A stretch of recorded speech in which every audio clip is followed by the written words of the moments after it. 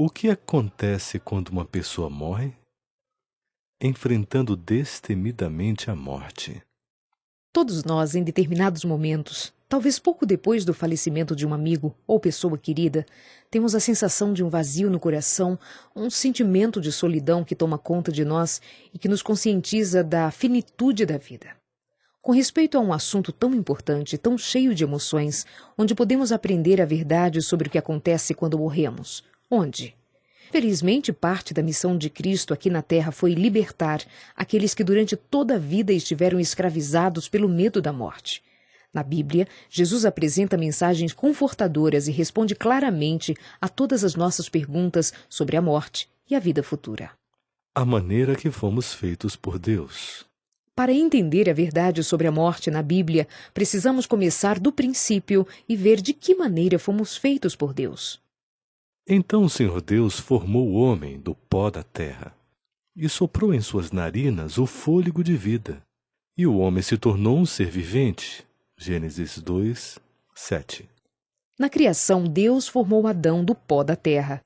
Ele tinha um cérebro em sua cabeça pronto para pensar, sangue em suas veias pronto para correr. Então Deus soprou em suas narinas o fôlego de vida e Adão se tornou ser vivente, em hebraico, alma vivente. Note cuidadosamente que a Bíblia não diz que Adão recebeu uma alma. Ao invés, diz que o homem se tornou uma alma vivente. Quando Deus deu o fôlego de vida a Adão, a vida começou a fluir de Deus. A junção do corpo com o fôlego de vida tornou Adão um ser vivente, uma alma vivente. Por essa razão, poderíamos escrever a equação fundamental do ser humano da seguinte maneira: Pó da terra mais fôlego de vida igual alma vivente. Corpo sem vida mais fôlego de Deus igual ser vivente. Cada um de nós tem um corpo e uma mente racional. Enquanto continuarmos a respirar, seremos seres vivos, alma vivente. O que acontece quando uma pessoa morre? Na morte, reverte-se do processo criativo descrito em Gênesis 2:7. O pó volte à terra, de onde veio, e o espírito, que é o fôlego de vida, volte a Deus que o deu. Eclesiastes 12:7. A Bíblia frequentemente usa as palavras hebraicas para fôlego e espírito alternadamente. Quando as pessoas morrem, o corpo se torna pó e o espírito, ou seja, o fôlego de vida, retorna para Deus, que foi a sua fonte. Mas o que acontece com a alma? Tão certo como eu vivo, diz o Senhor Deus, todas as almas são minhas. A alma que pecar, essa morrerá. Ezequiel 28:3. A alma morre. Ela ainda não é imortal. Ela pode perecer. A equação derivada de Gênesis 2:7, ao sermos feitos por Deus, faz o caminho reverso da morte. Pó da terra menos fôlego de vida igual uma alma morta. Corpo sem vida menos fôlego de Deus igual um ser morto. A morte é a cessação da vida. O corpo se desintegra e se torna pó, e o fôlego ou espírito volta para Deus. Somos uma alma com vida, mas na morte nos tornamos apenas um cadáver, uma alma morta, um ser morto. Logo, os mortos não estão conscientes. Quando Deus toma para si o fôlego de vida que Ele nos deu, nossa alma morre. Mas como veremos mais tarde nessa mesma lição, temos esperança com Cristo. Quanto sabe uma pessoa morta? Depois da morte, o cérebro se desintegra. Ele não tem capacidade de saber ou relembrar de coisa alguma. Todas as emoções humanas acabam. Para eles, o amor, o ódio, a inveja há muito desapareceram. Eclesiastes 9:6. Uma pessoa morta não fica consciente, por isso não percebe nada do que está acontecendo. Ele simplesmente não tem contato algum com os vivos. Pois os vivos sabem que morrerão, mas os mortos nada sabem. Eclesiastes 9:5. A morte é como um sono sem sonho. Na verdade, a Bíblia chama a morte exatamente assim, de sono, em 54 vezes. Jesus ensinou que a morte é como um sono. Ele disse aos seus discípulos: Nosso amigo Lázaro adormeceu, mas vou até lá para acordá-lo. Seus discípulos responderam: Senhor, se ele dorme, vai melhorar. Jesus tinha falado da sua morte, mas os seus discípulos pensaram que ele estava falando simplesmente do sono. Então lhes disse claramente: Lázaro morreu. João 11, 11 a 14. Lázaro já estava morto por 4 dias quando Jesus chegou. Mas quando se dirigiram à tumba, Jesus provou que é tão fácil para Deus ressuscitar alguém dos mortos quanto é para nós acordar alguém que esteja dormindo. É muito confortador saber que nossos amados que já faleceram estão dormindo, descansando em paz, na confiança em Jesus. O túnel da morte que nós mesmos poderemos atravessar algum dia é um sono calmo e paz absoluta. Deus se esquece dos que estão dormindo o sono da morte? O sono da morte não é o fim da história. Na tumba, Jesus disse a Marta, irmã de Lázaro: Eu sou a ressurreição e a vida. Aquele que crer em mim, ainda que morra, viverá. João 11, 25. Aqueles que morrem em Cristo dormem na sepultura, mas ainda têm um futuro brilhante. Aquele que conta até mesmo os cabelos de nossa cabeça e que nos guarda na palma da sua mão, não se esquecerá de nós. Poderíamos morrer e voltar ao pó, mas o registro de nossas individualidades permanece claro na mente de Deus. E quando Jesus vier, ele acordará os justos mortos do sono da morte, da mesma forma que fez com Lázaro. Não queremos que vocês sejam ignorantes quanto aos que dormem, para que não se entristeçam como os outros que não têm esperança. Pois, dada a ordem com a voz do arcanjo e o ressoar da trombeta de Deus, o próprio Senhor descerá dos céus, e os mortos em Cristo ressuscitarão primeiro. Depois, nós, os que estivermos vivos, seremos arrebatados com eles nas nuvens para o encontro com o Senhor nos ares. E assim estaremos com o Senhor para sempre. Consolem uns aos outros com essas palavras. 1 aos Tessalonicenses 4, 13, 16 e 18. No dia da ressurreição, o túnel da morte se parecerá mais com um breve descanso. Os mortos não têm consciência do que está acontecendo. Aqueles que aceitaram a Cristo como seu Salvador serão despertados do sono pela sua maravilhosa voz vinda dos céus. E a esperança da ressurreição não é a única. Temos também a esperança de um lar celestial, no qual Deus enxugará dos seus olhos toda lágrima. Não haverá mais morte, nem tristeza, nem choro, nem dor.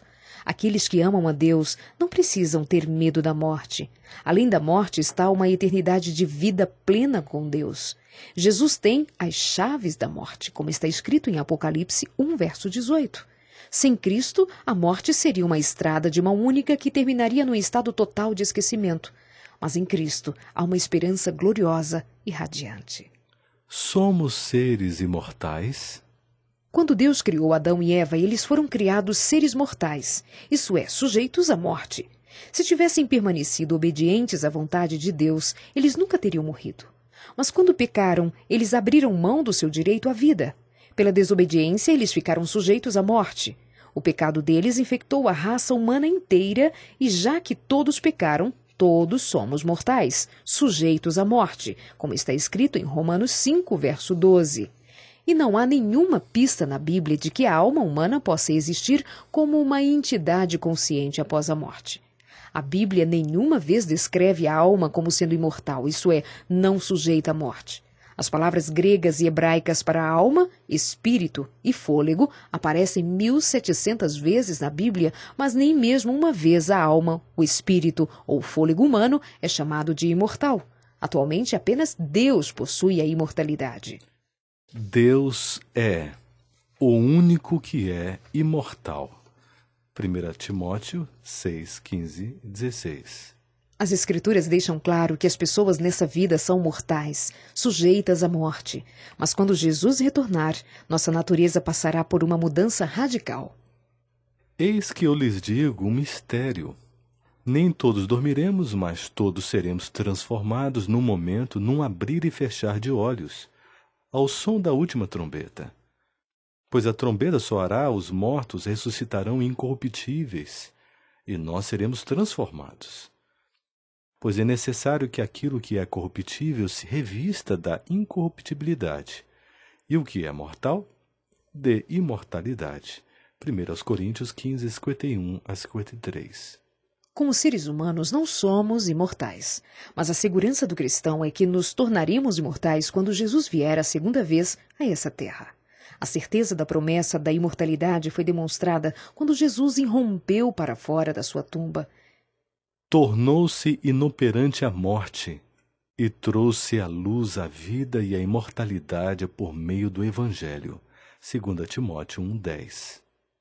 A perspectiva de Deus sobre o destino humano é clara. Morte eterna para aqueles que rejeitarem a Cristo e se apegarem aos seus pecados, ou o dom da imortalidade quando Jesus vier para buscar aqueles que o aceitaram como Senhor e Salvador. Enfrentando a morte de uma pessoa querida.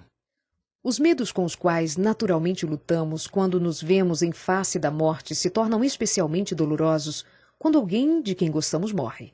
A solidão e o sentimento de perda podem ser dominantes. A única solução para a angústia causada pela separação de uma pessoa amada é o conforto que apenas Cristo pode dar.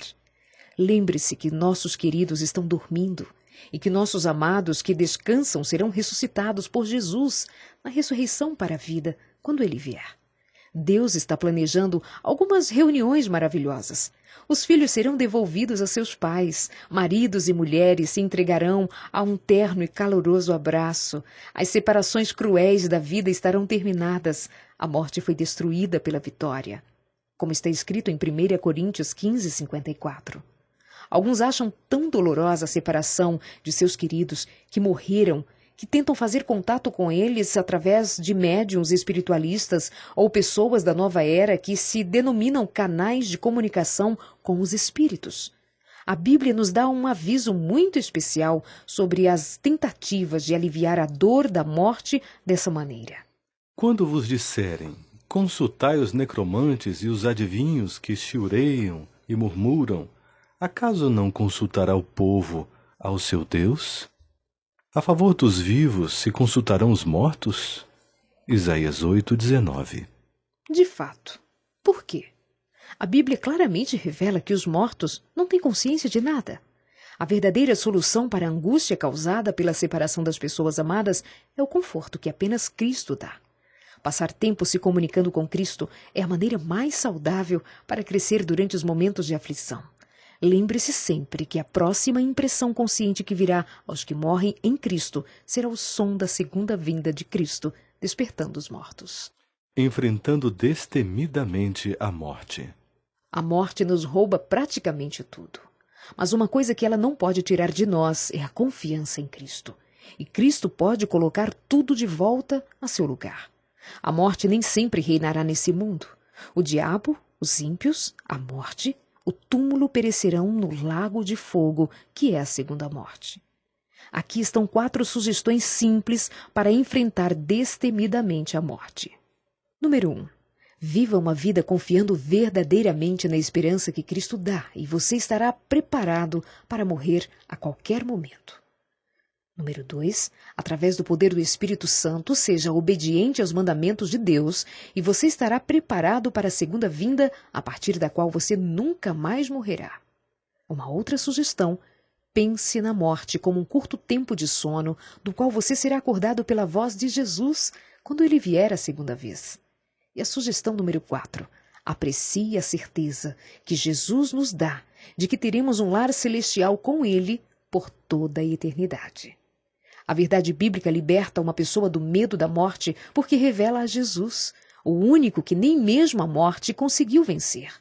Quando Jesus entra em nossa vida, ele faz nosso coração transbordar em paz. Deixo-lhes a paz, a minha paz lhes dou. Não se turbe o seu coração, nem tenha medo. João 14:27. Jesus também nos ajuda a lidar com a tragédia de perder alguém muito estimado. Jesus andou pelo vale da sombra da morte. Ele conhece as densas trevas que temos que atravessar.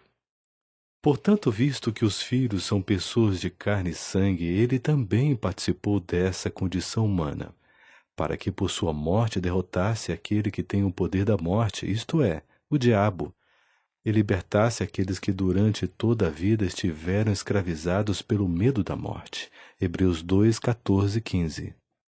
Dr. James Simpson, um grande médico que desenvolveu a anestesia, experimentou uma terrível perda quando seu filho mais velho morreu. Ele sofreu profundamente, como qualquer pai sofreria. Então ele descobriu um caminho de esperança. No túmulo de seu filho, ele erigiu uma lápide e nela escreveu umas palavras que demonstram sua esperança e fé nas promessas de Jesus. Apesar de tudo, ele vive, escreveu aquele pai. Isso diz tudo. Algumas vezes uma tragédia pessoal pode aparecer repentinamente vinda do céu. Apesar disso, Jesus vive. Nossos corações podem estar feridos, apesar de tudo. Mas Jesus vive.